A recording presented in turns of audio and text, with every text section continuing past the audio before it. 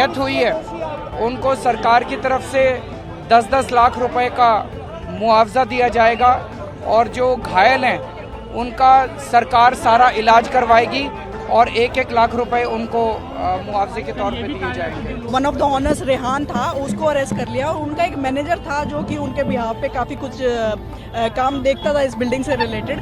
फुरकान को भी अरेस्ट कर लिया है। इसके अलावा बाकी जिन जिनको आगे रेंट पे दिया हुआ था और डिफरेंट फैक्ट्रीज चला रहे थे उनको हम लोग सर्च कर रहे हैं।